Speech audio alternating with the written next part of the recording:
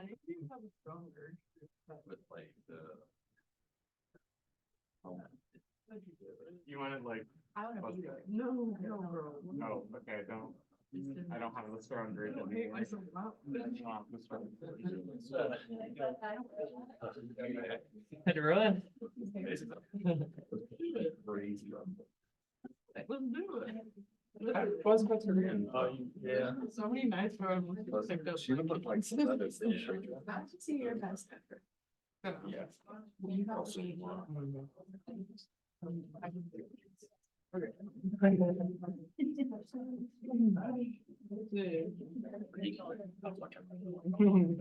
Yeah, I was like, Alex. All right. Will you do the contact? I would like everybody to close their laptops, pull out a piece of paper and a crayon or something to write with. Yeah.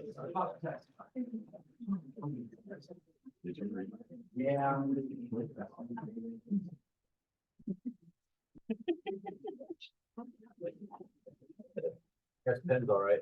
Yeah. Like I said, crayon, they don't let me have sharp objects. Yeah. We're not allowed to run with scissors till I'm 40. Yeah.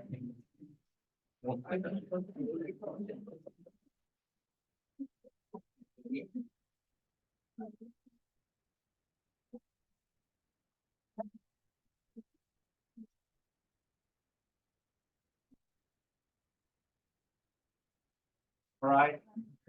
Put your name at the top of the page, please.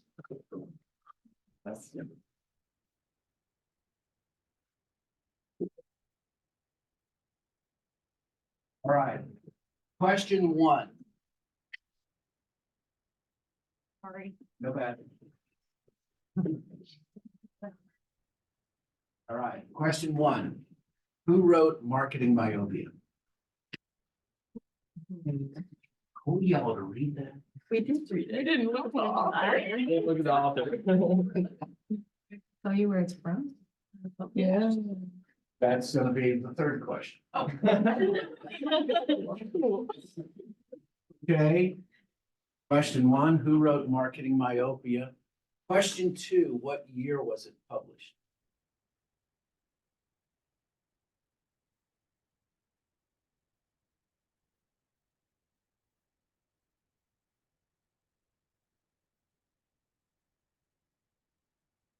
Question 3, as I said, what corporation or what publication published Marketing Myopia?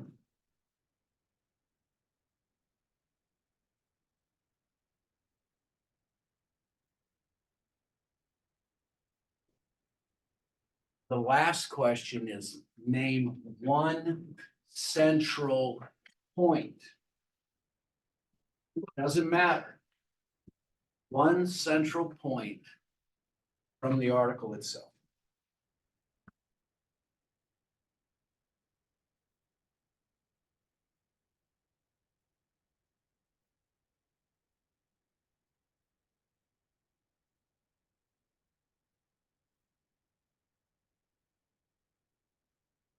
When you're finished with that, pass them to the middle or and just get them up this way, okay?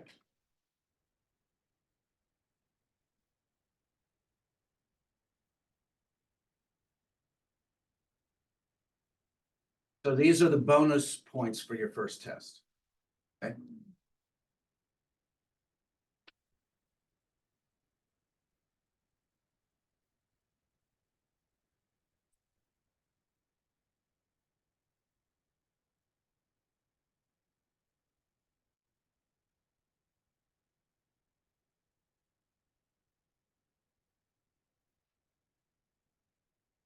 You have time.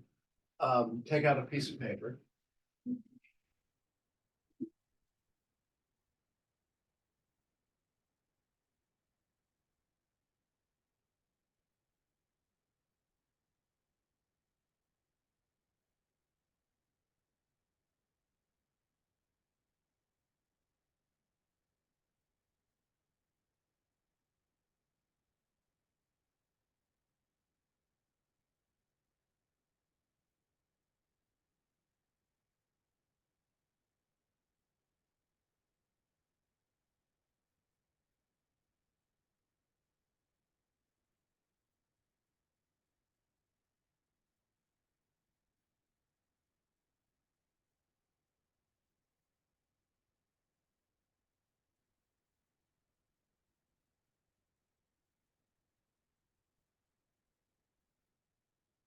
Do I have a regular piece of paper so you don't have to tear that out? Are you sure? Yeah. Okay. Yeah, I mean, I've got books like that. Okay, so.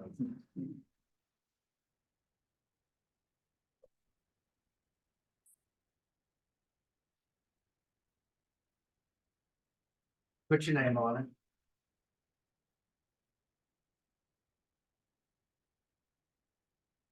The first question is, who wrote Marketing Myopia?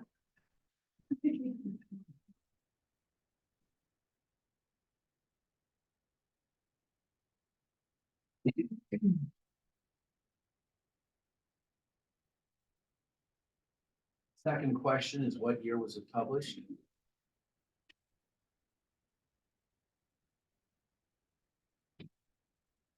Third question is, what was the publication that it was published in? Then the last is, name one major point made in the article. Just one.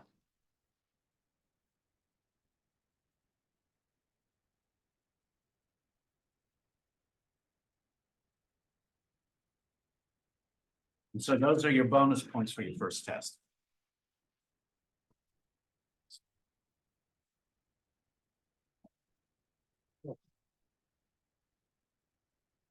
Yeah.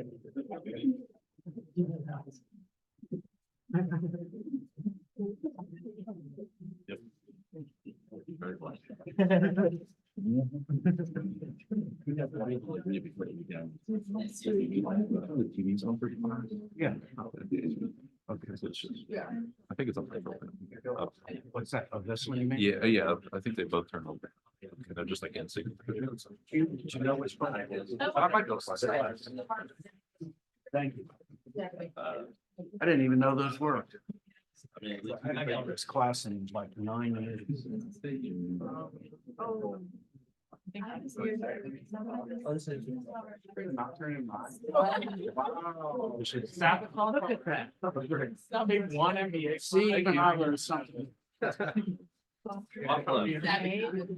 don't like to admit it. I see how it is. Thank you.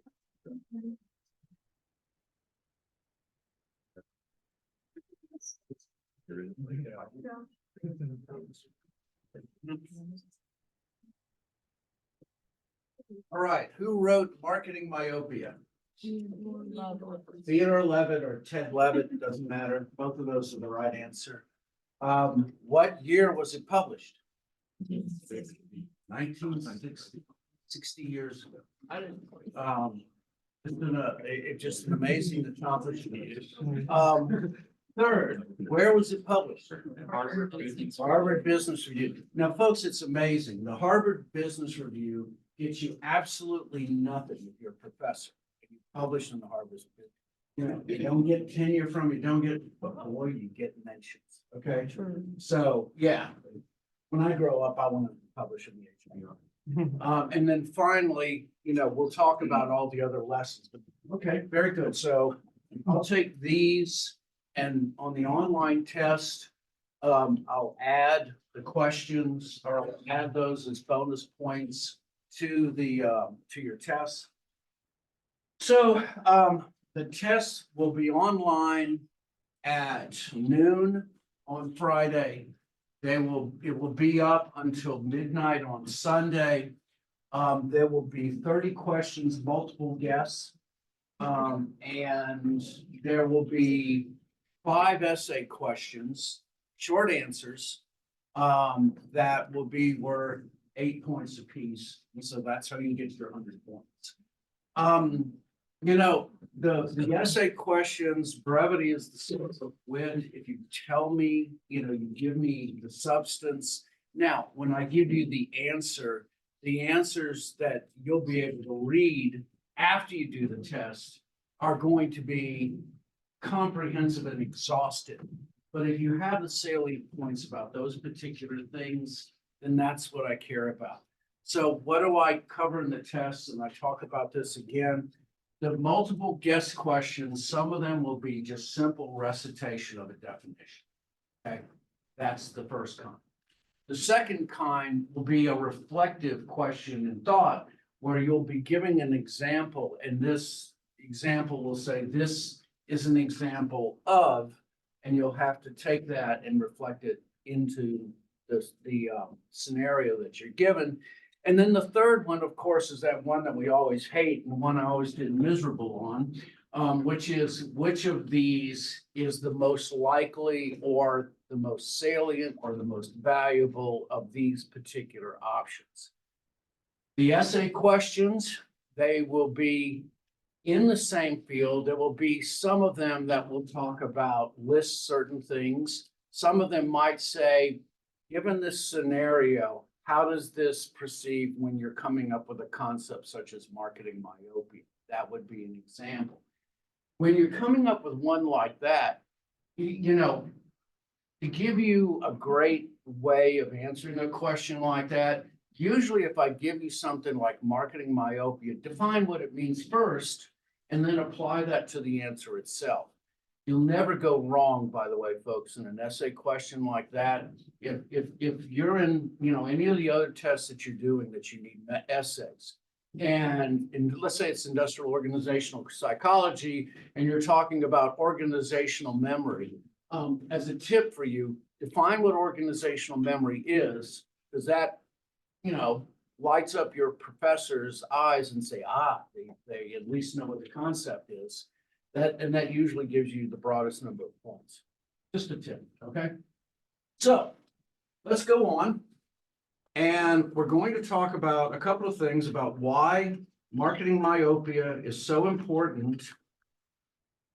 And then we'll talk about an examples. Yes. Is it this Friday or next Friday that it will open? This Friday. This Friday due Sunday. At noon, right.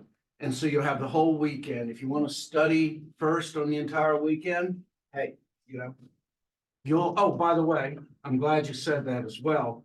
So I wanted to show you, if you go online, and you look under Zoom meeting, you'll see this that says Zoom meeting recording. And this is a recording of the class sessions that we do.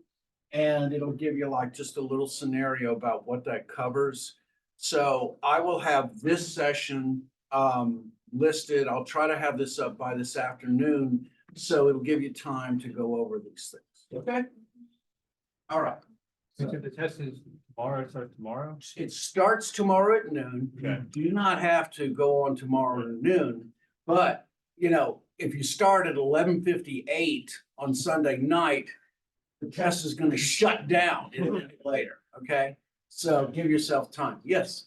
So for the quiz reviews, we just do the chapter 2 or chapter 1 and the chapter 6 ones? Yes, Okay. yes. The And that- quiz reviews are multiple guest questions, all right? And there's a good chance that the multiple guest questions are where I'm going to get the body of those, except for the channel ones, which the channel ones are going to be stuff that I'm going to talk about today that won't come from those, okay? Or they may not, just to give you an idea, okay? Yes. And the quizzes, they're multiple attempts, right? And you take the highest. Yes, okay, you can take the quizzes over and over again, okay? When you end the quiz, you can go look at the answers and you can check yourself again. Yeah, you can do the quizzes over and over again. They don't add to your grade. They're there for you to practice your skills, okay? To help you remember, right? I derived this, I got this originally, I built this as a totally online course. So you're going to find some of these things talk about online stuff, and I apologize because there was parts of those that a few of you thought that this was going to be an online class totally. That's my fault. I should have deleted those things. So, you know, I apologize for that. But I'm a firm believer. I have no problem putting my lectures up. Never. Okay. You know, it's the honing of the skills to me is what means more to me. And it doesn't matter to you when the cases come along, because that's going to have to spring from your own mind anyway. The cases to me determine whether or not the cases are my grade. Okay. because that tells me whether or not I was effective at being a teacher. Any other questions? All right, super. So let us go on. And we're going to talk about this seminal article. If any of you, well, no, there was a program in the 70s called Connections, and it was done by the BBC. And one of the things that Connections did was it marvelously explained the history of innovation and our understanding of the inventions that we have today. And it helps you to understand that so much of what we have is a process, not an event. And so this is a particular event that happened that basically summated all of the processes that were going on in marketing at this point. And one of the amazing things about this article is it crystallized in an instant the heart of what marketing really is. And for those of you, especially who have preconceptions of what marketing is without ever being in it, in many times it may even shatter certain myths, which is good because he in essence, Theodore 11, when he put this out, he summated everything that marketers were trying for years to find a way of saying. And I love this article especially because the other part about this article that is great, and I want you to be able to take in your own heart, is the ability for you to communicate, the ability for you to get your ideas across may be one of the greatest skills that you ever develop. And it only happens through practice. And so if you read this article, just think about what kind of brilliance comes out from this discussion, because it basically coalesced all of the ideas that marketing had and that marketing was fighting against. And so without further ado. So Theodore Levitt was a professor at Harvard Business School. He was the editor for the HBR, which is a good way of being able to get into the HBRs if you're the editor. But it was more than that, really. He was known as the father of modern marketing thinking. He had been coalescing these ideas through his life, and he was the one who really popularized the whole concept of the globalization of markets. And he did that in the 60s. So just think about when we think globalization is now and realize this is a 60-year process that started with this particular individual. He won the McKinsey Award, won the best annual article. He's known as Marketing's Man of the Year. He's one of the major individuals when it comes to thoughts in marketing and economics, because he paralleled and coalesced marketing and macroeconomics and put them together in a understandable whole. So what did he talk about? Well, he basically said is that those particular industries that narrowly define themselves on the products that they sell are short-sighted. And that's what myopia is. It is short-sightedness. And what we as industries must do is to ask the simple question, what business are we in? But it has to be more than the products that we sell to. Companies, in order to perpetually have growth, have to define themselves on the desires of their consumers' needs and wants. And to understand that businesses are not in the business to sell products, but to find satisfying products to sell to their consumers. And so he comes up with this myopia definition, which is nearsightedness or lack of imagination. And what he says is that industries decline when they don't define themselves and their industries properly. So the railroad industry for decades basically defined themselves as the railroad business. They focused on the vehicles that they used instead of what is their purpose. It is not the railroad industry, it's the good moving or the transportation industry. They move products and they move services. You know, one of the wrong defining things that we have about the railroad industry in the United States is that the focus is on transportation of individuals.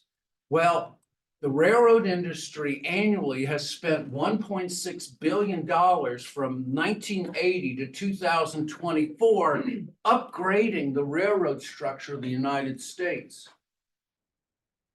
We have thousands and thousands of cars that move across the United States, and at the cheapest, least expensive, most sustainable transportation that can be found anywhere in the world. We have a core hub from San Diego, California to Savannah, Georgia, and a railroad line that runs the entire length of the United States and parallels Highway 80 all the way. And so we have coast to coast transportation. And yet that great success story is one of the few stories that have been told because quite honestly, they focused on the railroads and not their purpose. Hollywood nearly died in the 50s. It's going through some problems now because they thought of themselves as the movie industry versus the entertainment industry. When television came around in the 1940s to 1950s, there was an enormous amount of resistance because they felt like they were taking the place of the movies themselves, not really understanding that it's two different mediums and two different market segments. And then finally, petroleum, which is in the oil industry versus understanding that they're in the energy business. And that is why you see people like BP, British Petroleum, and Exxon finding themselves into sustainable energy versus going with traditional petroleum. One of the dangers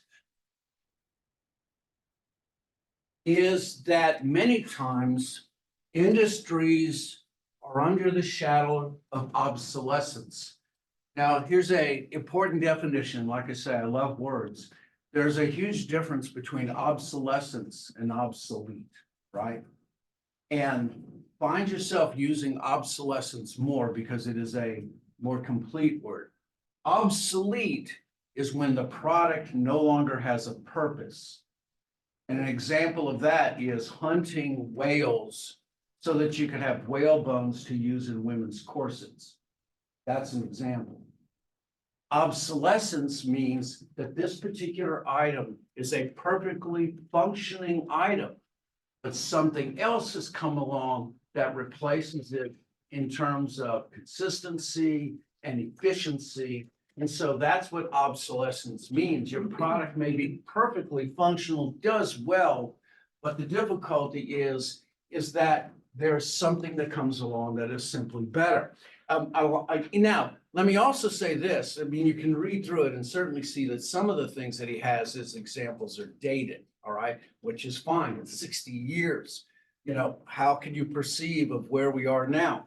So when he talks about dry cleaning, you know, dry cleaning is still as important as ever because we have redefined ourselves. And once again, everything is old is new again. We've actually moved away in many instances from synthetic fibers, and we've embraced cotton and wool again, going back to a more natural goods.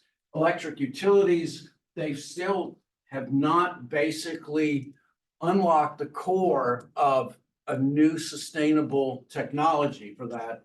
And the interesting thing, they talk about supermarkets do a better job of understanding customers. Once again, the old becomes new again, and we find that the neighborhood store has more value than ever. The supermarket, in many ways, has morphed into something more appealing. Good for them. He talks about the self-deceiving cycle. The ability to fool ourselves into believing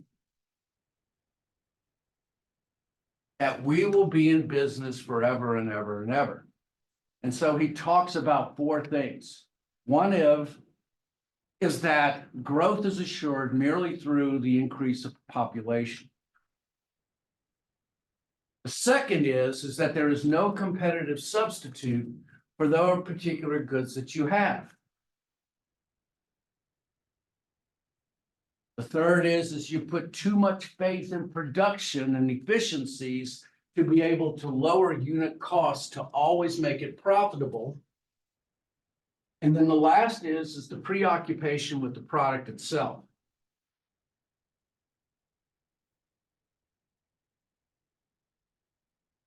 And so, self-deceiving cycles happen when companies lack the vision to look to the future.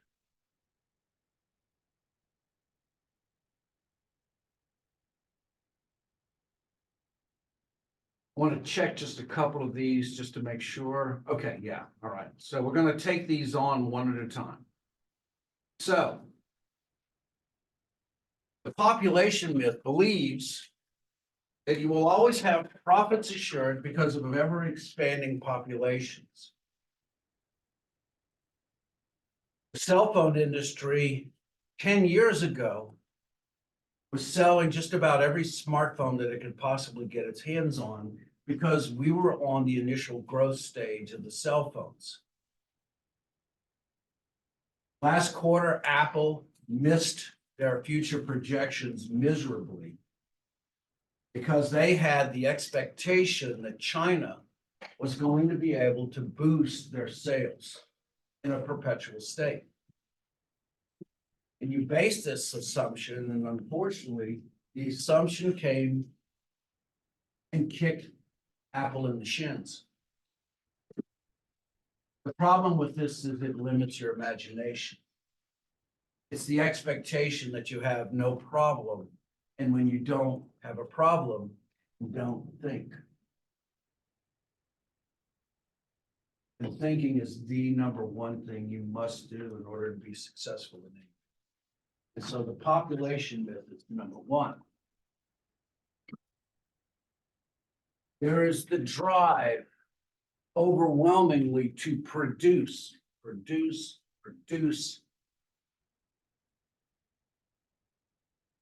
And I will say this started with the advent of the spreadsheet. So I remember this article in 1983. There was a writer by the name of John Dvorak who wrote for InfoWorld and then PC Magazine.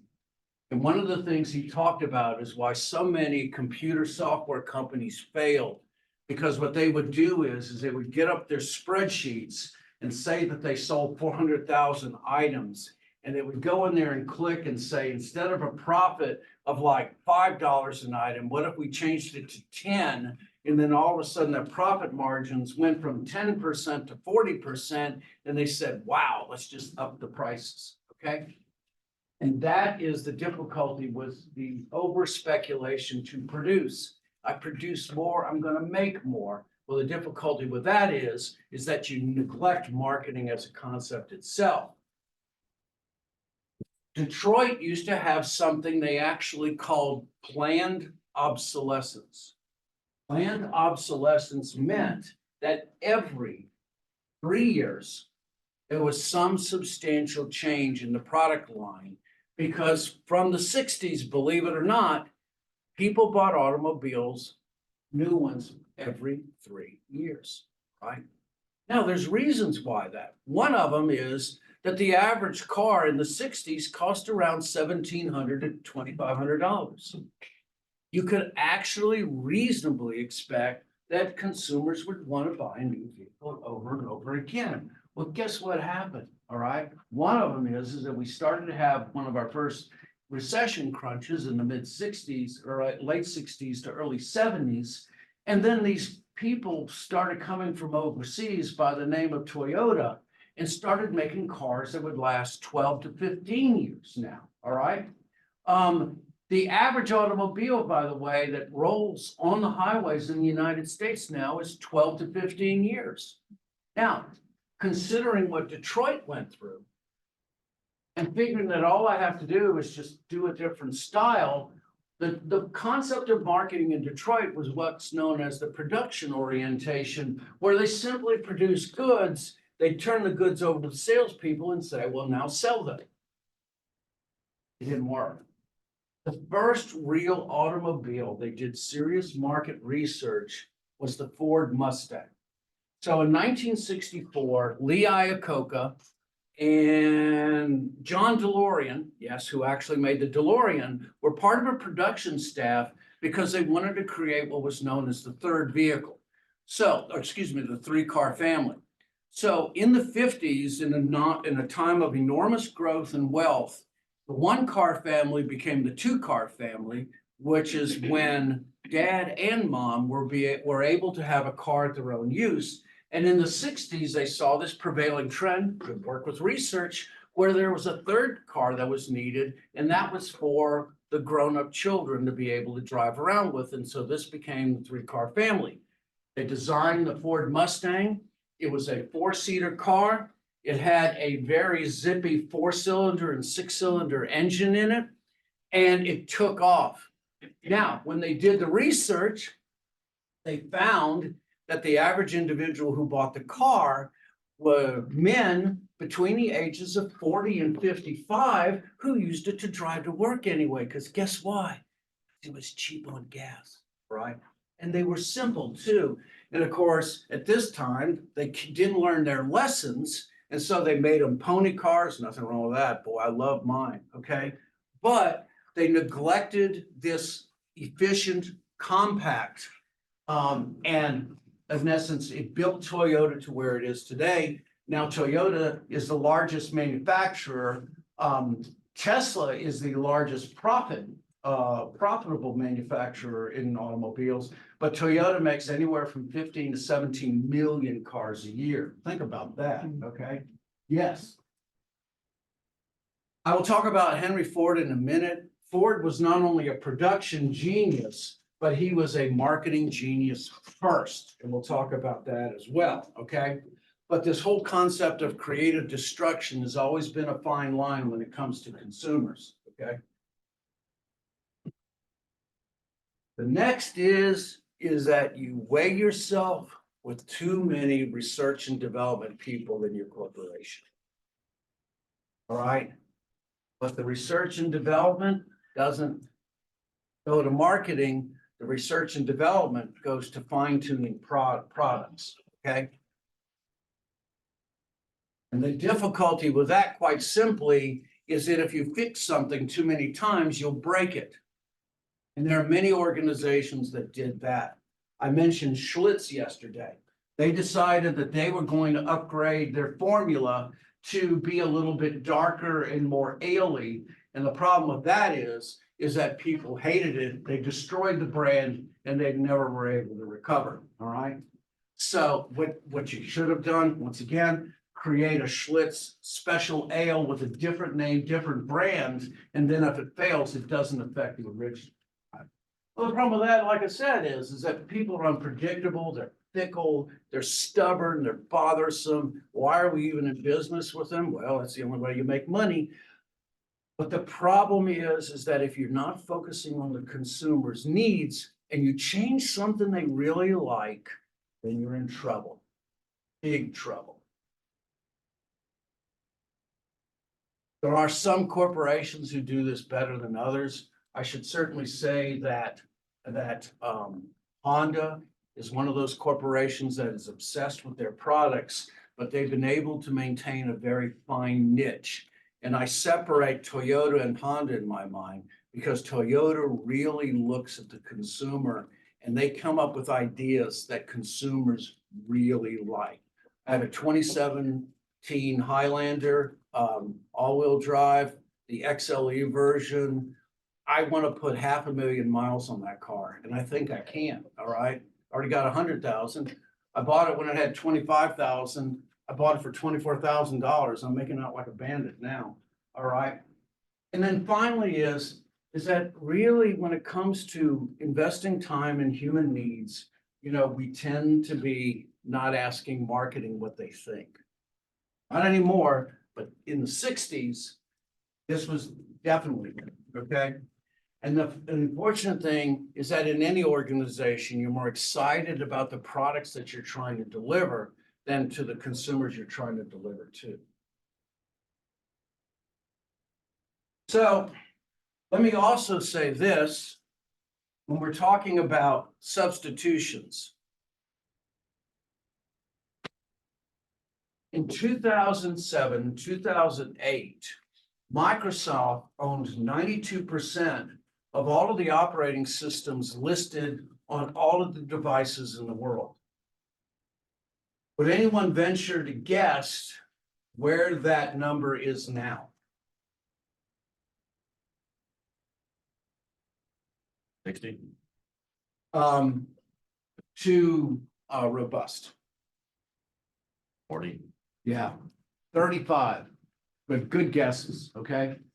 About 30 to 35%. Why? Because in 2008, 2009, Apple came out with this little device called the iPad. And when the iPad came out, it came up with an entirely different platform to run an entirely different operating system. And while they could not replace the operating systems on the desktop, when they replaced the desktop, they replaced the operating system. And so that is one of those failures that happens when you obsess on your products and not your consumers. There had been for years this need for a small device to be able to get the information, because guess what 80% of us do on our desktop computers, especially when the internet came along? We read, all right? Or word process. Now, it's not the easiest thing in the world to word process on an iPad, but you can do it. Not only that, but especially if it delivers email, it is so much functionally easier to be able to do it. When I come in and we talk about strategies, I'm going to talk about the product that would have beaten the iPad that Microsoft had, and they were going to beat the iPad out 6 months if they had just launched it. And we'll talk about that later, okay? So the customer satisfying viewpoint is vital. It violates the scientific method because it comes up with a solution for a problem that has not been properly defined. You are not defining the value that consumers desire in their products. You're simply creating a product and hoping that consumers will go along. Now, there are those who are called mavens who love the products that they have. The Apple is the classic example. The draw is so valued to them that they'll literally stand overnight waiting for a new phone to come out. That is an amazing thing. But that's the exception and not the rule. Otherwise, there'd be there would be Apple-like companies out there over and over again. And Apple's days of doing that may be somewhat numbered anyway, because once again, your group are the toughest customers there are, okay? And you find ways to be able to come up with more valuable solutions. So I'm not saying anything about Apple. Apple does great work. Leaders need the vision to create followers. And guess who our followers are? Our followers are our customers. And I want you to think of this in your mind. Your business is not to sell products. Success in business is not selling products, it's buying customers. Okay, think of that now. If I'm out there buying customers, I want to buy them for as long as I can, But if I think of the exchange process, it has to be something that I exchange with them with equal or greater value. And when you flip the model in your mind, and you're a marketer, and first in your mind is always that I'm trying to buy customers, then I have a focus and a vision for my company. And I have a clear way to envision success. Remember that you're always in the business of buying customers, because a leader, in order to lead, has to know where they're going. Because if you don't know where you're going, anywhere you go is a destination. Don't have a direction when you walk out the door, you might as well stay home. And so these are the definitions of marketing myopia. And I really want you to understand that this is the core of what marketing is. And I'm going to do that by showing you another example of who many consider to be the first marketer. So, Henry Ford. Henry Ford is always, or generally called, the first great marketer. I've actually read his diary. You can find it online. It's not hard to find, but he talks about the process that he went through when he created the Model T. Henry Ford was a failure twice. Okay. He tried to build 2 automobiles, did miserably. In desperation, when he was doing his third to try to create the Model T, he called upon the best engineers that he knew to be able to help him and be able to build the Fords in their particular factory. And it was 2 gentlemen known as the Dodge brothers, Horace and John Dodge. Okay. He asked them to come help with some engineering issues that came about. Because of the Dodge brothers, we have the steering wheel on the left-hand side versus the center. The Dodge brothers, came up with the water jackets that are used in cooling today. They came up with the accelerator pedal, the floor pedal, the gears, the differential. They're the ones who came up with a major number of the innovations, and we'll talk about them as well.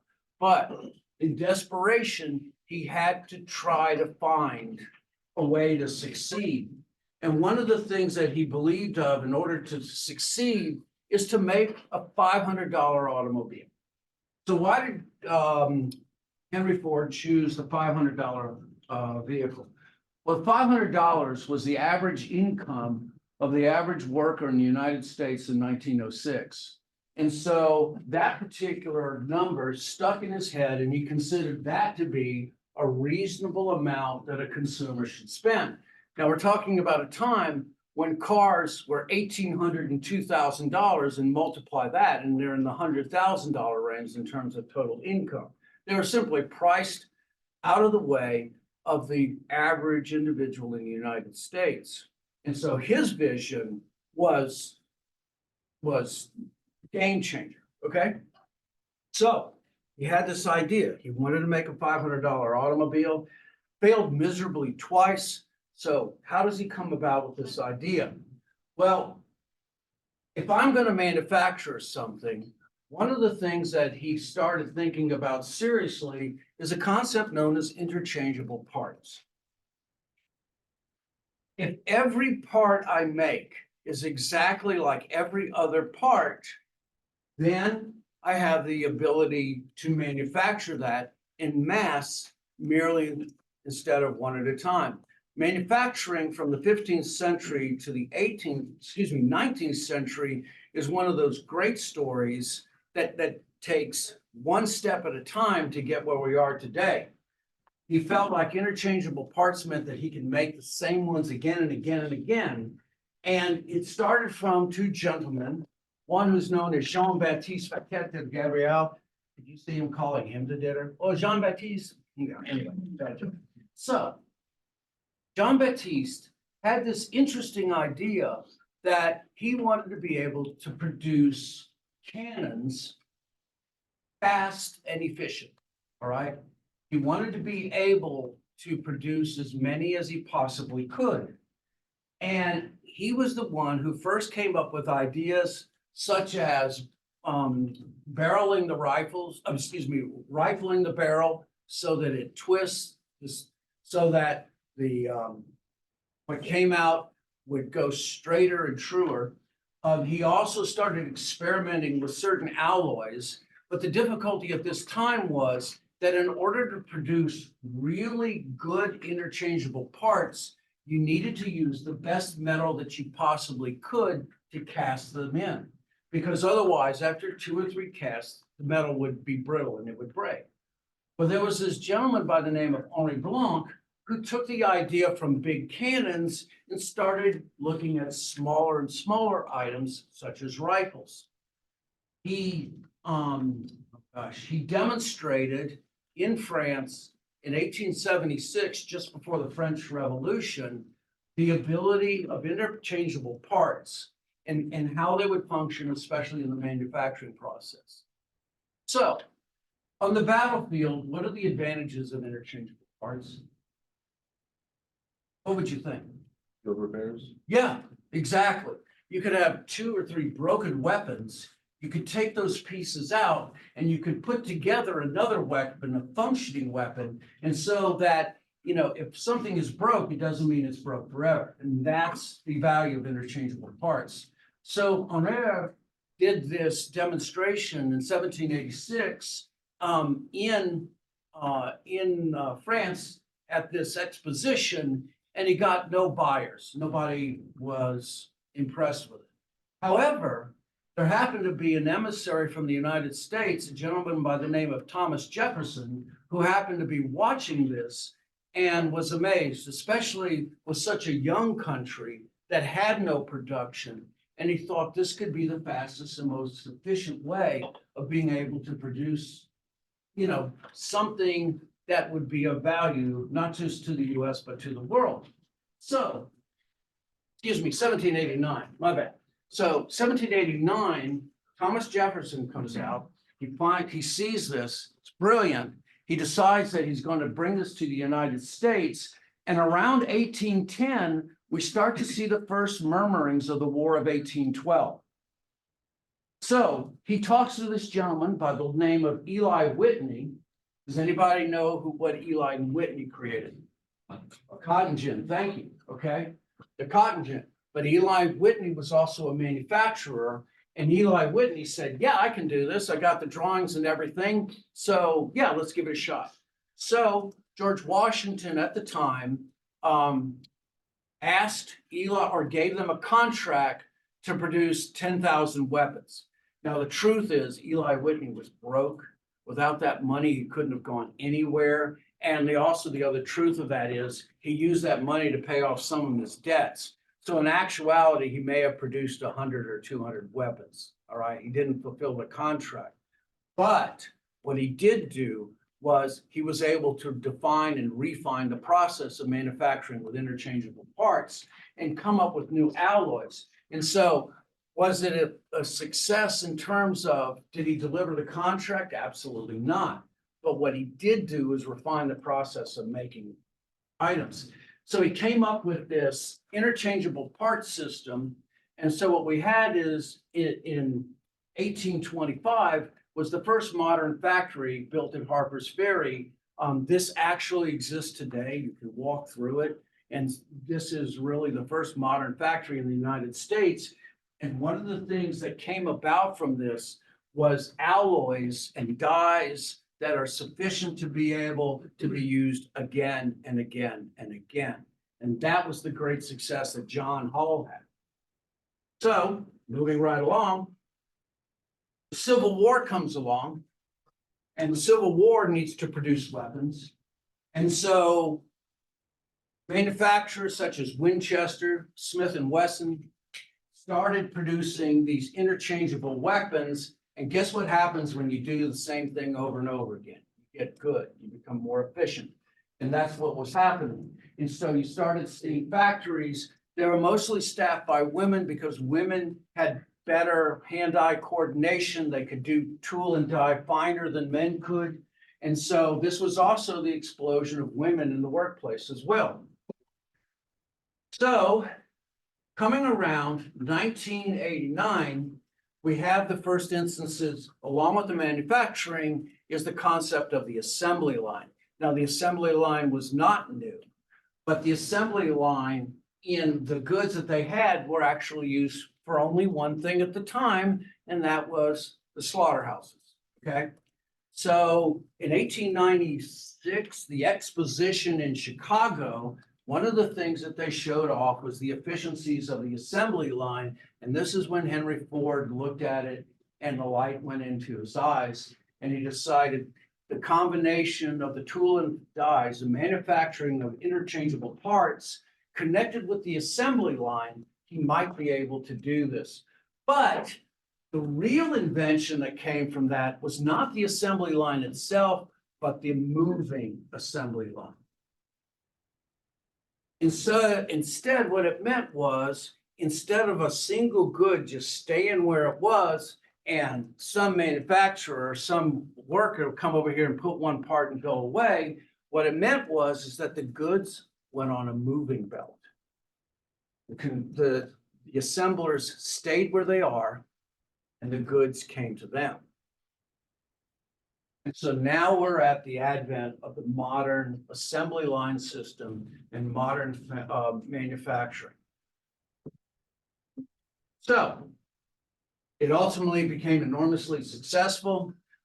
Henry Ford was known as the modern father of modern marketing. He wrote famously in his diaries, he said, "You can have any color you want as long as it's black." He was actually misinterpreted by that. The problem with that, quite simply, is that the modern epoxies and enamels of the day, they were building cars too fast for them to be able to dry in time. There was only one color that would dry fast enough, and that was black. And that's why they used it. 1926, you were able to get, I think, 8 different colors, but by that time they had moved on to the Model A. Okay, so long-winded, hopefully I'll shorten this up. I want to end with this thought, and I want you to put this in your head, okay? Henry Ford did not come up with interchangeable parts, the assembly line, and then envision the $500 car.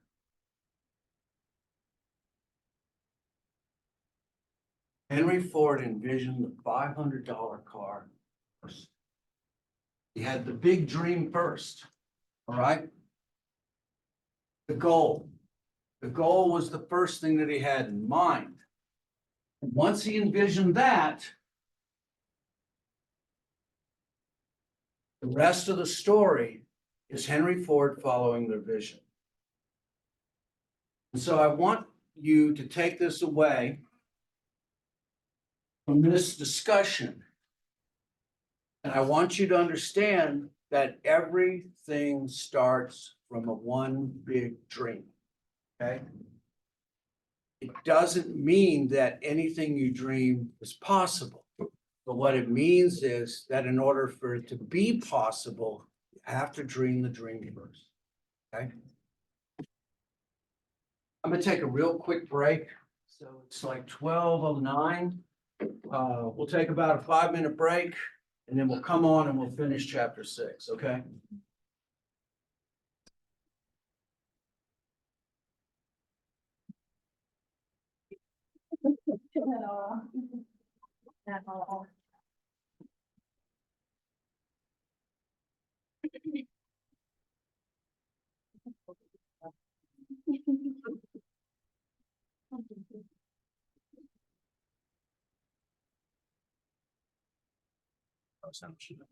Did you?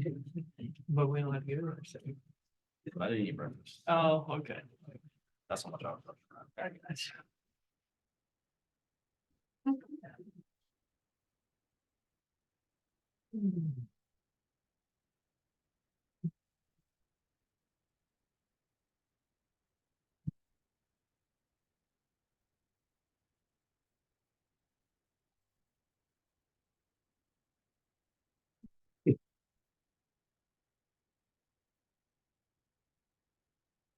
is it like?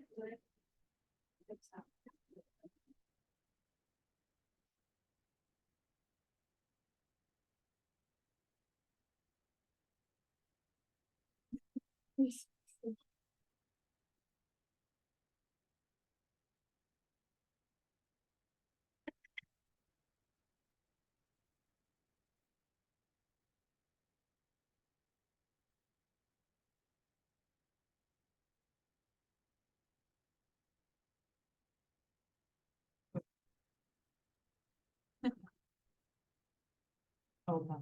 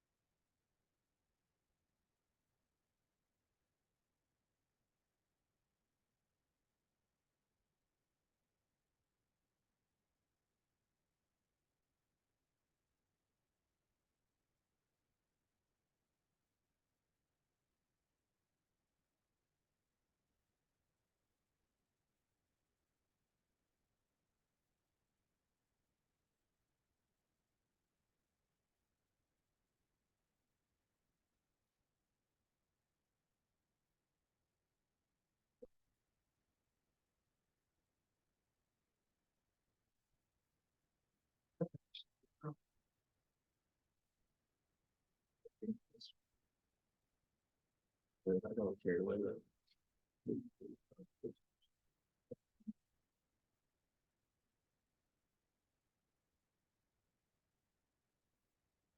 Ready to go.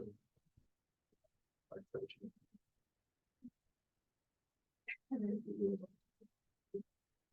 What?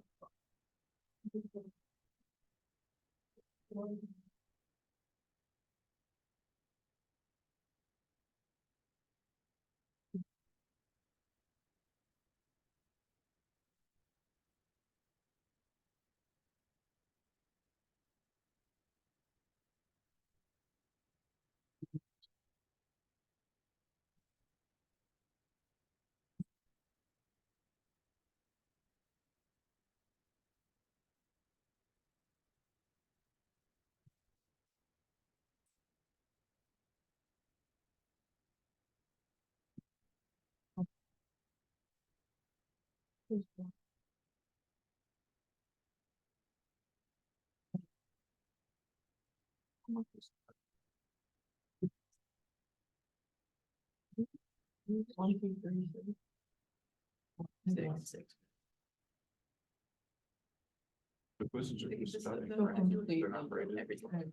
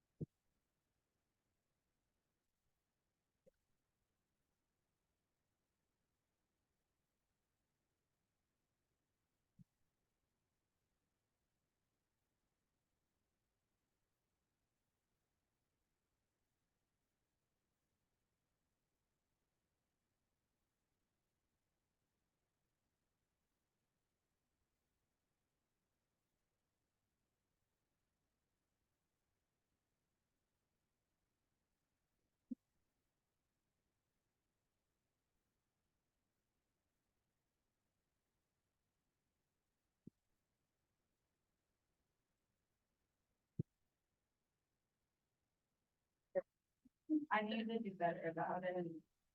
But. But.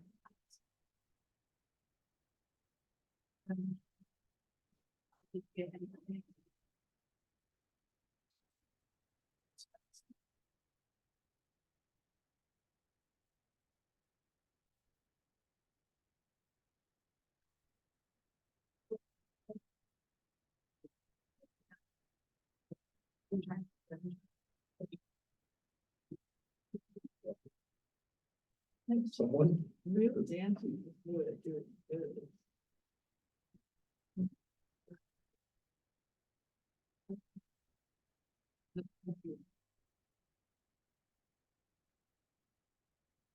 That's what I literally. Like, Miley come up with it.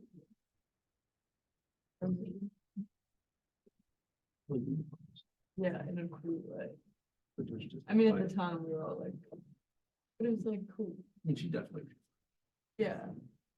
What else? Where else? Yeah. And yours was my favorite. Wow. Great, but it definitely got her like starred, which I think is better now. For cover of Nothing Else Matters. I'm sorry. Thank you. It's very, he's talking about mortgage roommate. I think this is not. Oh, no. One thing about mortgage roommate is that she doesn't pay bills. She just makes them work. I know a couple more things. Thank you. Oh, no. Oh. Yeah. She's now sleeping over at theirs. Oh, yeah. That's great. You can It's shake better. her. Sorry, you didn't get to shake her. Yeah, that's true. It did keep double. Better not as no loss. Yeah.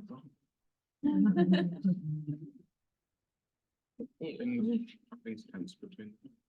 No. You still haven't answered.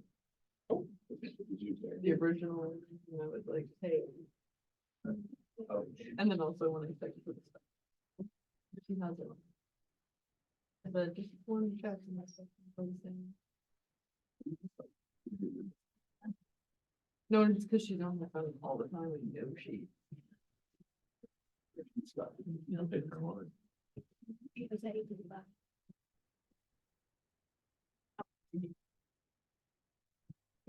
It's like work.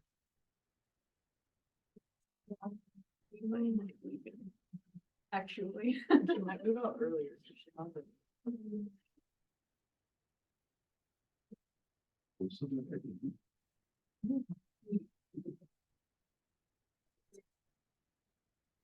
Your suits first.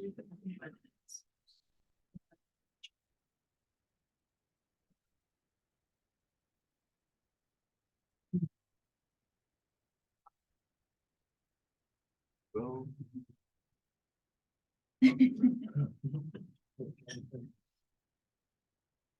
I think I'm just gonna have a whole my head. I'm literally just gonna have that. Yes, and just. And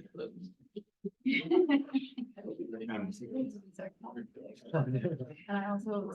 Yeah, it's like. Yeah, especially Alex. Okay, so we're gonna finish up with product and how we come up with new ideas for products. And then we'll move on to the other 4 Ps. So how do you go about finding new products, new uses sometimes even? Well, like everything, a process instead of a particular event. And so the first thing you do is idea generation. In the initial stages of idea generation, it's important to understand that there are no bad ideas, that you do not screen yourself in the initial idea process, and you use as many possible sources as you can. One of those, of course, being your own consumers. They're really many times the best judges of what might be successful or not. The other thing that you have to do is you have to match your corporation, your firm's capabilities with your ideas as well. Because many a good idea failed because quite simply the organizations, either in knowledge or in materials, simply lack the ability to well run. One of the great ash heaps are those companies and software packages that tried to replace or outdo Microsoft Office. Anybody ever heard of WordPerfect? Isn't that amazing? WordPerfect at one time owned 75% of the word processing market. Matter of fact, if you go in the legal fields, you still find WordPerfect out there, used quite a bit. WordPerfect was bought by a corporation at the time known as Borland International, who bought up a company by the name of Quattro Pro and other corporations and tried to come up with an Office lookalike. You can look up Borland International. Philippe Kahn was the maker of it. They tried to go toe to toe with Microsoft Office, gave it as much compatibility, as many useful features as they can, and unfortunately broke the corporation and it went under. Interesting thing enough, Philippe Kahn resurrected his career in the mid-90s when he came up with this little unique way of taking pictures, even on a device as small as a phone. And if you look it up, he's the inventor of the camera. So brilliant minds find some ways to survive. Even IBM bought Lotus 123. Have you ever heard of that? Yep. Lotus 123 was the first massive Excel program before Excel came out.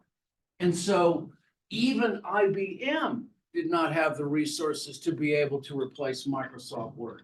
And so screening and evaluation means that you got to listen to somebody besides yourselves as to whether your ideas will succeed. You develop the products, you finalize the ideas, you use live individuals to be able to filter to those things that they think are going to succeed, which ones won't. And then you finally test market to determine whether or not there's a performance. Interesting story. Test marketing real quick. Dr. Babin, who I've already told you about, was asked by Zapp's potato chips to do the test market in Baton Rouge. Does anybody ever had Zapp potato chips? Oh, yeah. Yeah, they're kettle chips, okay? So they're different. Kettle chips are exactly what they sound like. They're made in these vast kettles. And they came up with, you know, Louisiana flavors like Cajun crawd taters and the things like that. And they marketed it in Baton Rouge at a place called Albertsons. So they have a test market area. They go in, put their product on the shelves. 2 weeks later, they come back, they're all gone, every one of them. And they're going, wow, that's kind of cool. So they put everything, refill the shelves, come back 2 weeks, they're all gone. Fill the shelves, come back 3 days later, they're all gone. Turns out the Lay's potato chip rep was buying every single kettle chip because Lay's was coming out with kettle chips as well. And they wanted to mess with the research. True story. Okay. So there's what corporate espionage will go to. Okay, folks, just interesting idea. Finally, when you think you've got the good idea, you commercialize it. If you've done the test markets right, hopefully you'll achieve some kind of success. But that's the basic new product development. And it's critical to understand at that idea generation point, there are no bad ideas yet. Okay. So, moving on to pricing. As I talked about with pricing, pricing is the most dangerous because quite simply, it is the easiest to change. And depending on what cultures and societies that we live in, pricing is a critical determinant of value. Because especially if the products are connected as prestige or luxury items, you can find that you will be damaging your particular product if you sell it for less. So if we're to look at a traditional product line, they steal all my good stuff. Let's see. Name, blue. I need to put a camera in here. Okay. So if we look at traditional quantity price you'll generally see a curve like this on standard products where the higher the price, the lower the quantity, and that's in traditional products, okay? Luxury products or prestige products, their curve is like this. Their curve actually increases as the price increases to the point where the curve actually bends back upon itself. And so it's important to understand that although it might be easy to calculate profit by just adding some percentage, you're not doing yourself any good if you do.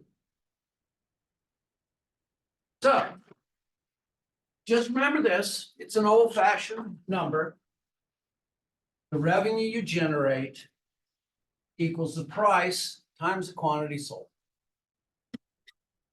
Very easy. So if you want to be able to increase revenue, you either increase the price or you increase the quantity, right? Seems simple enough. However, the difficulty with that is that there are so many environmental issues happening internally in a consumer and external that are not taken into account in pricing, that quite simply it's a dangerous thing to do. And so pricing must be thought strategically as well or as much as promotion and place and product. And so what are the strategies that we can use, or what are the objectives? What are the goals do we have when we're pricing things? Two of the most ones that we'll talk about the most, or excuse me, three, tend to be profit, demand, and share. The reasons why we price things the way we are.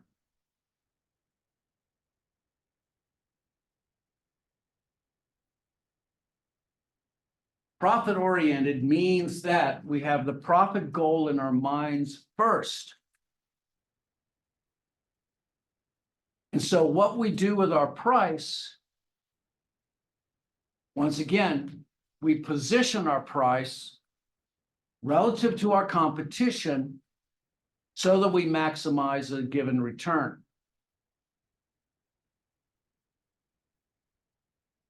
Samsung does this in combination with their planned obsolescence scheme, which is Samsung believes that they will have major revisions rolled out every 6 to 8 weeks by creating and developing new product lines in the goods that they sell. By the way, the interesting thing is, with all the litigation that goes out between Apple and Samsung, 3 of the core chips inside of inside of an Apple are made by Samsung. So it's kind of biting the hand that feeds you. I'm careful. But Samsung likes the money, okay? So I think they probably have some chargeback when it comes to how much they charge for their chips. The next is, you want to be able to do a one-time turnover. Whether it's a greater number of units or a greater number of sales. So Apple, when it first came out with the iPad, they wanted to make a certain amount on a certain number of items that they wish to sell. And so they ran this the first initial 3 months that the iPad came out.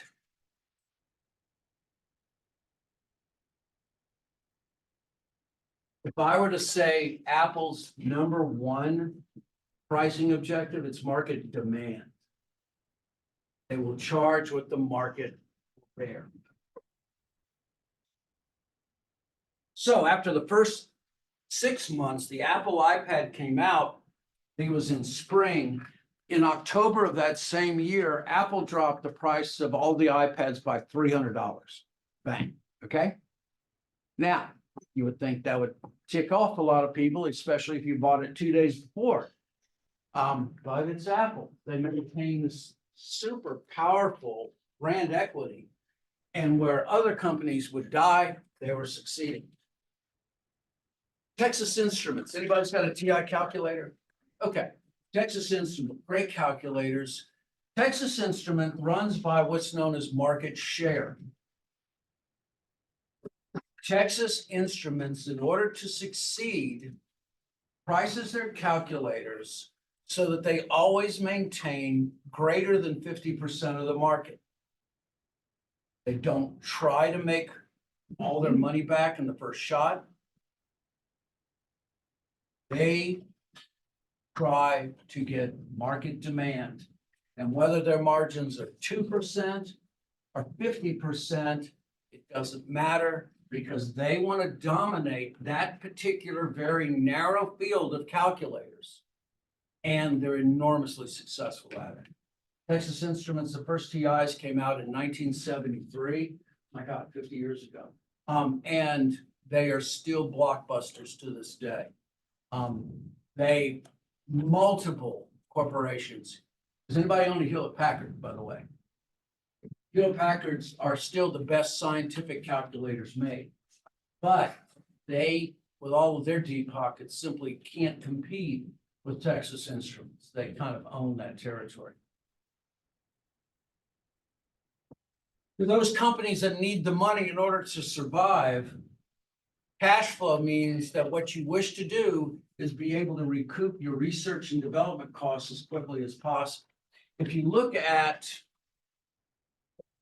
the lifetime, or excuse me, if you look at the product life cycle, okay, and you look at the beginnings, maturity, and decline stages, when you look at the profit lines, all right, profit always starts in the lowest.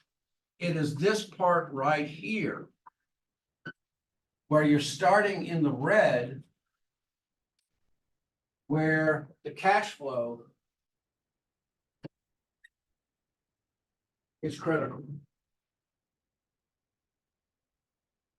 Competitive pricing is for a particular line of groups, or line, whatever. Anyway, competitive pricing is used for those knockoff brands that make items that are close to,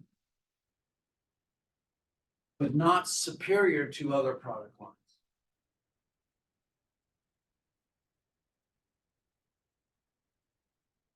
They want to be able to match prices or even beat them if they can, because they don't necessarily care. They're not the market leaders, but they want their particular space.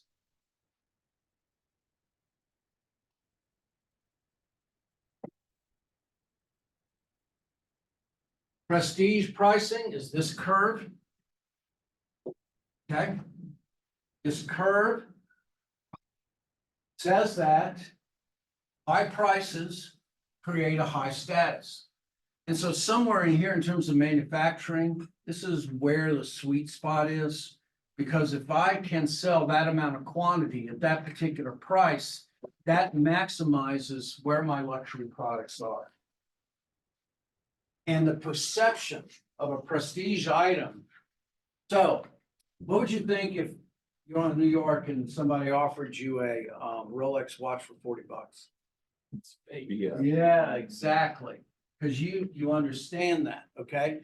Believe it or not, there's a group of collectors who collect fake Rolex watches. No lie.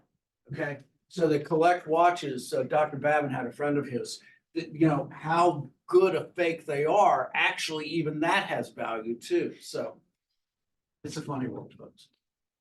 And then the last is quite simply survival, which is where status quo is. You maintain your current prices because quite simply to do anything else is to either lower the number of units that you have sold or even worse, erode your perceptions of what that is by raising or lowering prices. You find many times in inflationary times that corporations, even with the status quo, bump their prices a little bit because in relative to everything else, there's the perception, well, they're maintaining better than others. Okay, so these are the goals of prices, all right? These are before you ever set the prices. These are the objectives that you hope to achieve. So elasticity and inelasticity.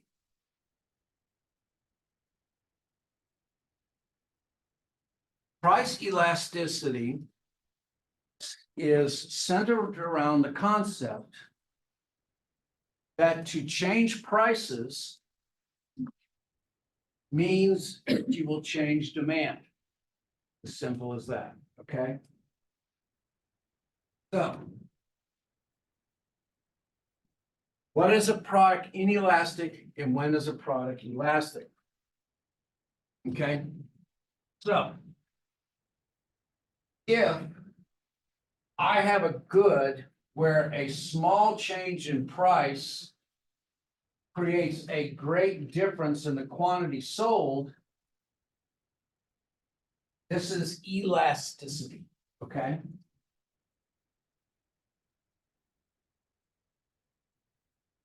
If I have a product where a change in price does not give much of a change in quantity, that is inelasticity. So what controls elasticity? The first is substitutability. There are not many substitutable things for gasoline-powered engines. You have petroleum products with additives and other features, but pretty much if you have a gas engine, you need gas in order for it to work. If that particular item is a higher total expenditure that makes items that were not substitutable, spit it out, Dave, substitutable, then that makes it elastic. In other words, and this especially if you think it now, I mean, I was reading a study that is just stunning, that McDonald's is out of what is considered the concept of fast food because the prices have actually creeped into the sit-down restaurants. Crazy. If the prices are notable and that it's easy to compare prices, which is why they really don't like you when you go into Best Buy and you've got all the prices that are listed and you can see them quite simply, you can understand. There's one other thing, this easy substitutability, okay? It's the difference between a Cat6 cable or whatever you want to say, USB cable. You know, one is $20 and another is $5. And if there's no difference in the length of the cable, the odds are you're going to buy the $5. Inelasticity is the flip side, okay? When there are no substitutes, when whatever it is perceived as real and necessary, if driving is part of your business, there's no way to avoid the cost of gasoline. And so what you'll have to do is find some way of bargaining it off. So there's no reason to have a phone if you don't have service. And so that's what the complementary product means. Or let's just say the benefits far outweigh the costs, and you're not going to change it. Situational influences. So if you ever go into Walmart when it's raining, what do you see at the front? Yeah, exactly. I saw a convenience store in Mississippi, which has torrential downpours, right there at the front, and I went, clever, good job, you know, you put them right where they are. And then finally, if there is no differentiation between products, you choose the cheapest, always. We talked about service products.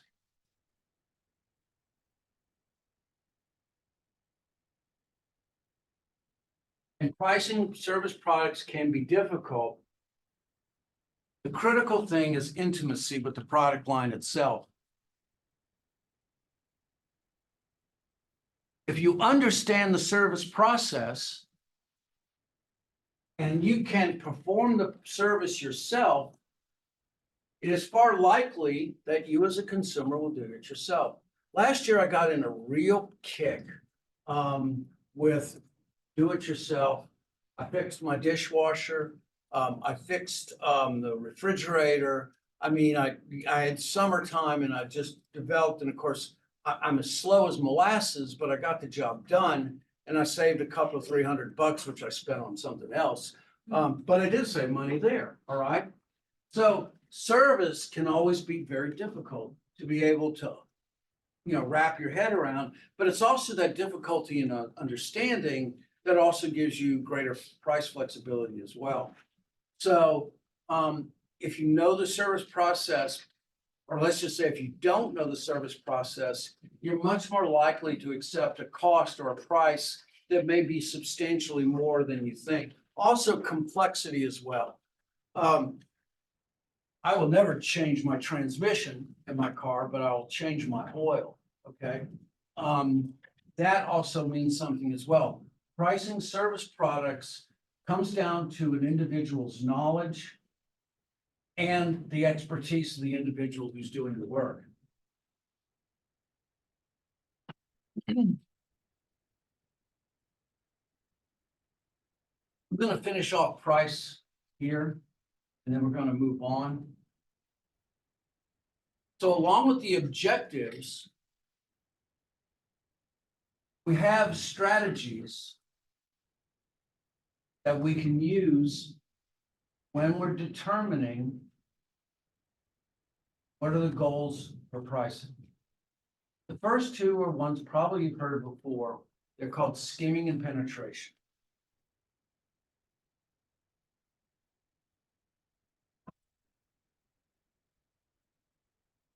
To be able to achieve maximum revenues, especially early, especially when you're launching a new product line in which did not exist before, microwaves, computers, cell phones. Those are examples of using skimming. You launch them early in the product when consumers do not have a base price in their head, and you can reap enormous benefits.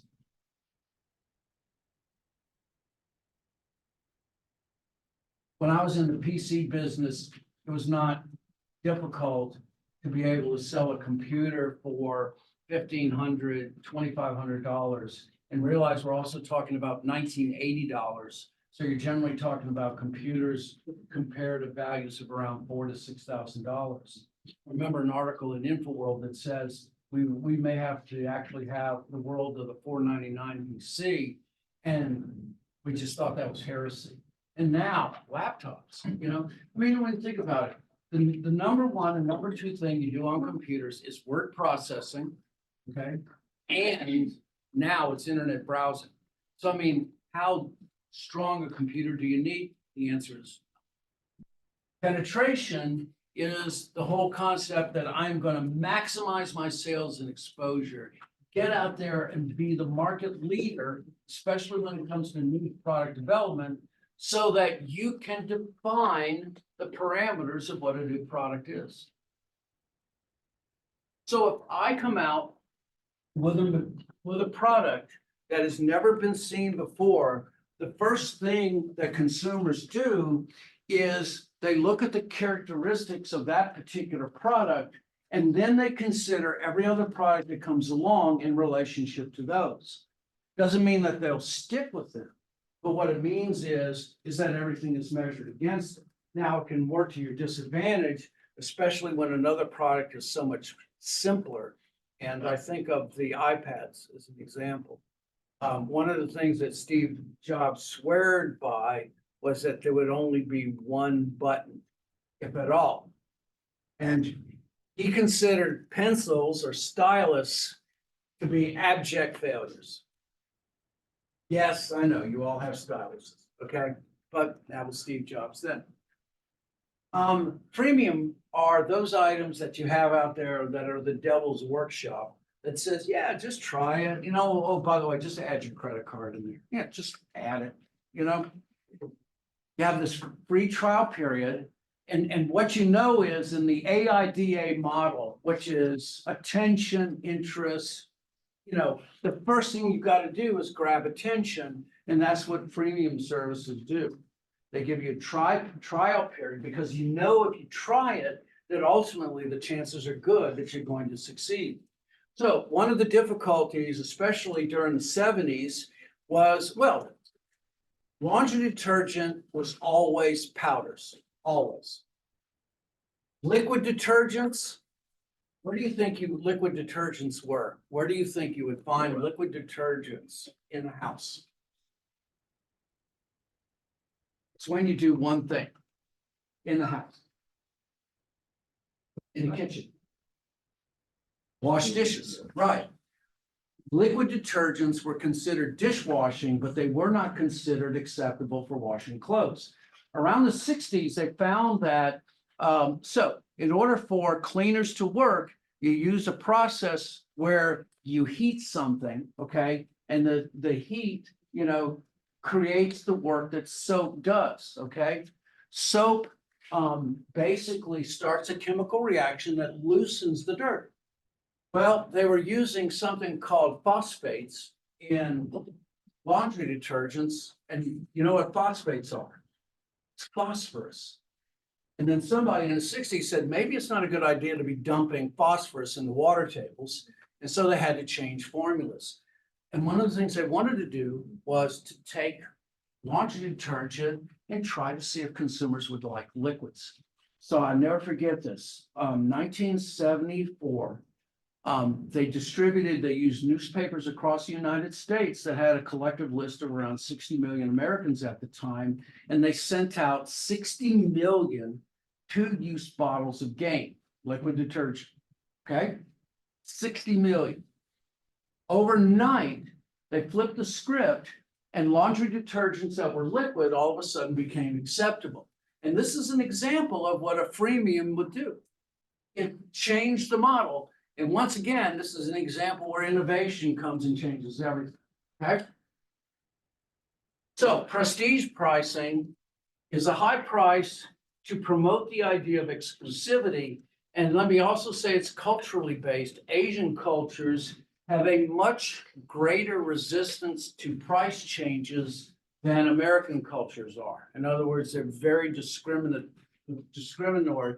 If they see prices change by only dollars, there's the suspect that something has gone wrong with the product itself. Everyday low pricing came out in the era of Sam Walton, when he suddenly came up with a thought that it's costing a lot more to change all the prices in 6,200 stores across the United States at the same time. And then instead, all you have to do is put up what they called EDLP, everyday low pricing, which meant that the prices are calculated daily. And that if you want to see what the new price is, you go into the Walmarts. Now, doesn't mean that they don't have specials, because they always do. But in the vast majority of things in a Walmart, the prices are changed daily online, and consumers come in and see the first prices on everything. Now, we all have these prices listed in our head, and we know what we expect, okay? So it doesn't mean that it doesn't change our internal prices. So with electronics, competitive pricing is key to matching of prices. And the reason why is that electronics are considered the greatest of commodity items that there is. There's no such thing as, well, there can be competitive pricing in jewelry, but not necessarily. So what are the 4 C's of jewelry, by the way? Diamonds, Cut. Clarity. clarity, I'm gonna guess carrot. carat, cost, force. Let's go. Yep, the 4 Cs. And just remember, you're supposed to have a 2-month salary invested in your wedding rings, okay? 2 months. See, when I was there, it was like 6. So they bumped you by something, right? 2 times 0 is still 0, right? Right, exactly. Non-price strategies just emphasize other variables. And just remember that the experience pricing, their basing price strategies can be completely different and be very dynamic at the same time. Dynamic pricing, by the way, we were looking up, my wife and I were talking about going back to Sweden for Christmas. And the price of flying during Christmas has dropped from $1,600 to $700. Yeah. I mean, where did that come from, other than desperation, maybe? Just two more items on this. I'm sorry, I should have mentioned. So I told you about the reference pricing. The reference pricing is where you establish a baseline of an expected price, and then you move it generally lower.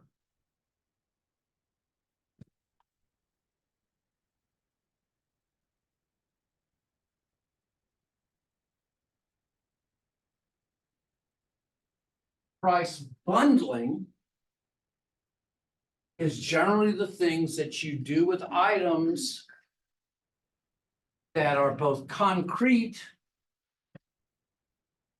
and basically esoteric. So price bundling can happen with 2 items together. Price bundling also happens with cell phones.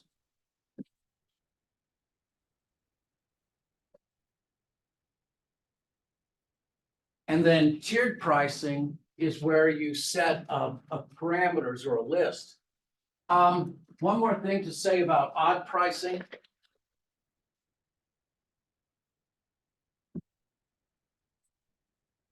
How do you read that? 2,995. $29.95.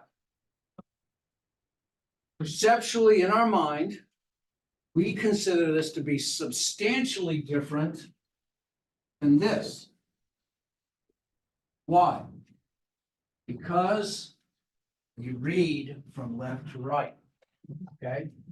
And so the first thing we see is the 2, and this is the reason why odd pricing is used, because consumers consider it less and to a substantial nature.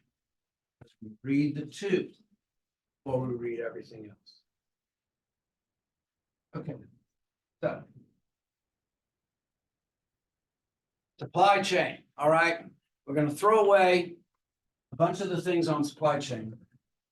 We're going to talk about my stuff. Okay, so I'm going to talk about channels. Channels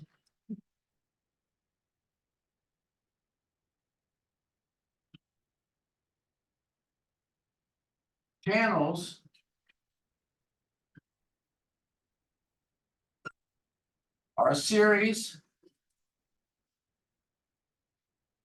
of interdependent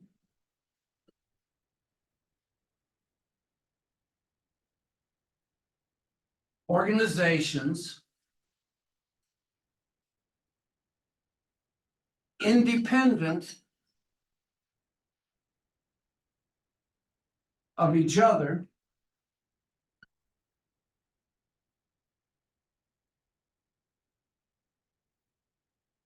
with the common goal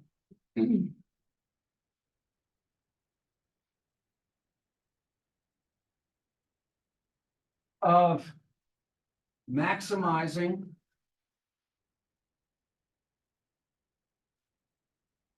benefits in consumer delivery.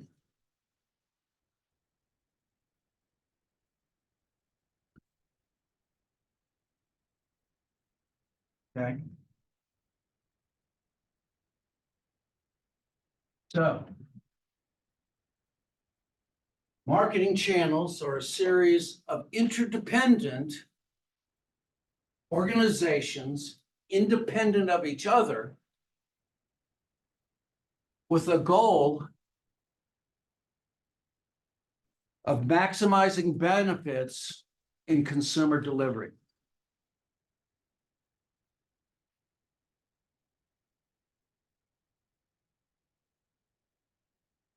Folks, I'm making a decision now. There's too much here that's too important for you. We're going to push the test off into next week because I just feel like there's too many things that are important to you, okay? So we'll schedule this an online test for sometime next week, but I don't want to rush through this stuff, okay? I'm not here to just simply spout this stuff off. I want these things to stick, okay? You all right with that? I want to have you ready, okay? And I'm not feeling good about it. Anyway, my class, I'll schedule it. Tell that to the dean. Yeah. Whatever you say, Sandy. So anyway, channels are a series of interdependent organizations, independent of each other, with the common goal of maximizing benefits in consumer delivery. Marketing from its beginning, the original definition, this is the definition I had, you don't have to know this, but the original definition of marketing was the provision and efficient distribution of goods and services over a chosen consumer segment. Marketing came from economics in the concept that efficient delivery can actually bring value or greater value to the consumers than just simply giving them the products, that the delivery in itself has value. And so place was actually where everything started, but in the modern world of marketing, it became, in essence, it ultimately became one of the great destinations of where marketing should begin, okay? So I was in retail for 25, 30 years. I love channels. It's a great subject. It's very complex to understand, but those of you in supply chain can understand just how important it is to be able to deliver. So let me go back on a couple of other things now that I'm not squeezed for time and talk about some of the things that marketing does that is different from supply chain. Have any of you heard of the concept of just in time? Okay. So I'm going to give all of you a benchmark of where just in time is and what it means. So this is my very bad drawing of a car, all right? All right, I drove one of those. Anyway, so what does it take to make an automobile? So I'm going to put a very silly list here. It needs tires. It needs windshields. It needs engines. It needs transmissions. And that's just the beginning. And then with everything else, it needs a body, all right? Traditional automobiles use what was called the chassis and the body, in which basically they made the chassis part where the wheels are, and then they made the second part that sits on top. Traditional automobile and truck designs are exactly like this. If you go back to the original Jeeps, this is where they always were. In the 60s and the 70s, they pioneered what was known as the unibody, and the unibody construction just basically says the entire vehicle is one solid piece. There's no advantage over one versus the other. However, in truck design, the chassis and body has some superior advantages because the chassis flexes, all right? It means that four-wheel drives especially have much more resiliency over difficult circumstances. Anyway, so this car takes 30 days to manufacture, okay? So what it means that from beginning to end, through all of the processes, it takes 30 days. So day one, the first thing you need is you need the unibody itself. Let's say that the unibody takes 15 days for construction. It means that 15 days prior, okay, an order comes out to produce a unibody. So you don't order the unibody at the moment it's needed, you order the unibody 15 days before. So just as I'm ready to build this unit, just in time means that I reach into my inventory, and instead of it being an inventory, they slap the unibody in my hand and I throw it on the assembly line. There is no inventory, okay? It goes from dock to the factory line. Let's say day two, I need the windshields, all right? Let's say the windshields take 14 days to be able to develop and ship.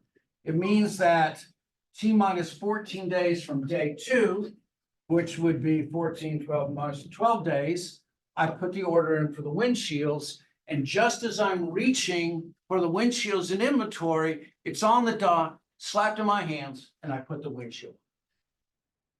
Day 5, okay, let's just say day 15, it's time for the tires. The same thing happens. Let's say it takes only 3 days to ship tires because there's plenty of those. So on day 12 is the day that I officially order the tires.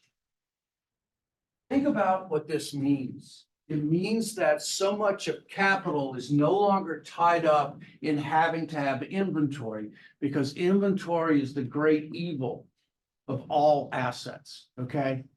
Inventory makes or breaks organizations. And the one thing you do not want to have is inventory that you can't sell, because ultimately what that means is this money that I could be using on something else is in my inventory wasting itself. So this is an example of what supply chain is. Channels is over here at the other end. In channels, what I'm doing is showing desire for the vehicles itself. I'm going directly to the consumer and telling the consumer the advantages of having this particular vehicle. It satisfies given needs. It is efficient in gasoline. It provides a third row, especially if you have children. It can haul a certain number of things. It has a V6 engine, so it's powerful enough to pull a trailer. Those are examples of all of those things. And what happens is with marketing, when desire is great enough, the demand goes to the manufacturer and says, build SUVs. All right. And that's the difference that marketing does. Now, with channels, what you want to do is you want to find the most efficient way to deliver these goods to the consumer, which means things like possession utility is considered part of what marketing, or excuse me, channel functions are. Delivery, physical possession and ownership are considered functions as well. Now, interestingly enough, we separate physical possession and ownership. Is there an example where you can think of where physical possession and ownership are not necessarily the same? Yeah, License for a movie or something. that's a good one. Yeah, exactly. You're taking a temporary possession of it. That's a classic example. For a physical good, I'll give you an example. Has anybody heard of a consignment store? Yeah, consignment stores. So if you go down King Street, there's a consignment store there for antiques. And how a consignment store works is that, let's say I have an antique chest and drawers that I need to sell. What they will do is they will allow me to bring it in, put it at their location.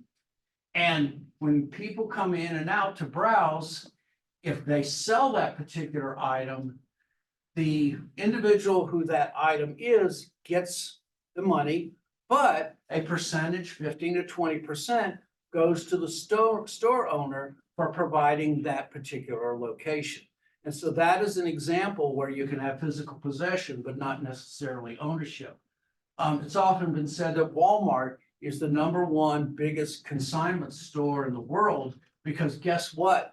Walmart, in a lot of the things they have, doesn't pay for the goods until the consumer buys them first. And Walmart's terms are net 45, not net 30. So just think about how much money Walmart floats every 45 days. They get to use billions of dollars for 45 days and then pays that off without having to split that with the individuals that they sell to. But Walmart can do it, okay? So what is the structure that we generally have in marketing channels? Marketing channels is different and it is unique.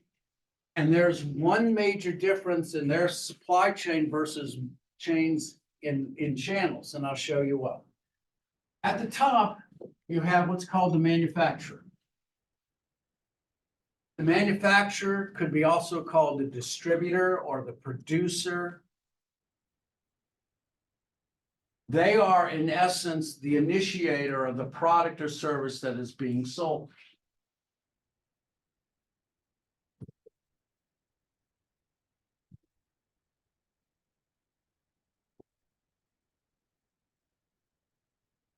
They are the initiator. The second is what are known as intermediaries.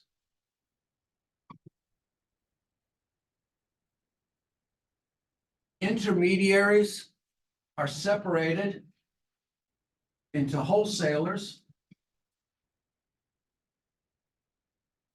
These are individuals who do not sell to the final consumer by definition, but they do sometimes.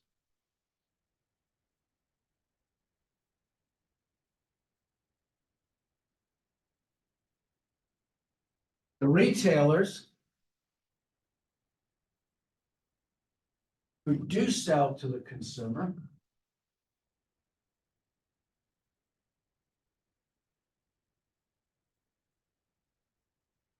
and then those that are called specialized intermediaries.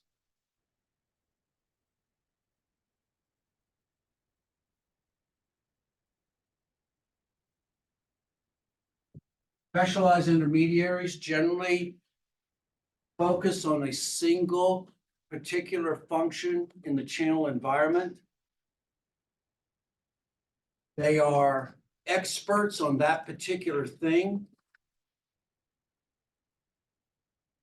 They may not have anything to do with the flow of goods through the system, but like soap, they are an emulsifier. They create the catalytic process without which they could not survive. This is an example of when I talked to you yesterday about Westinghouse and GE Capital. They are a specialized intermediary because they do the financial processing. They have nothing to do with the goods themselves, but without them, we couldn't exist. Specialized intermediaries also are like for the GPLs, third-party logistic providers who provide warehousing and shipping. They may not take title or inventory, but they provide shipping of the goods from one place to the location to the other. And if you think about this in terms of marketing, just think of the powers of specialized intermediaries. I mean, in terms of just shipping, think of pods. Pods came up with a great idea in channels as providing two functions at the same time: warehousing and shipping. Two of them. Fascinating. Okay.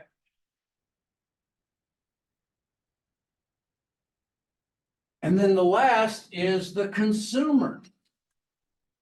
And this is the main difference between supply chain and channels.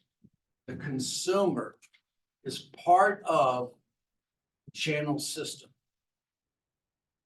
I ask this question, or I hammer this a lot to my students, my undergrads, because I want them to understand this. And okay, I still get students who might miss this. I think it's so important to actually put it in an essay question, okay? Because this is key. Why are consumers considered part of the channel environment? Because consumers perform certain channel functions. Consumers are part of the channel function process. So what do I mean? Who pumps their own gas? Yeah, everybody. In the 70s, before the OPEC embargo of 1974, full service gas stations were ubiquitous. They were everywhere, okay? Whenever you would pull up, you would not get out of your car. Someone would come and pump the gasoline, they'd clean your windshield.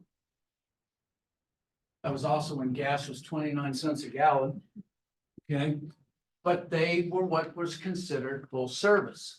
Oil pack comes along and oh my God, price goes up to 60 cents for a gallon. There was some riots, okay?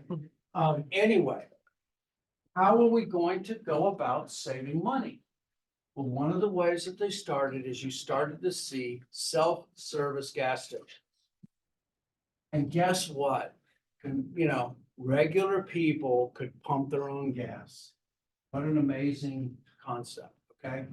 To where the point now, self-service is ubiquitous. I don't know of a full service station, anywhere. I don't, okay?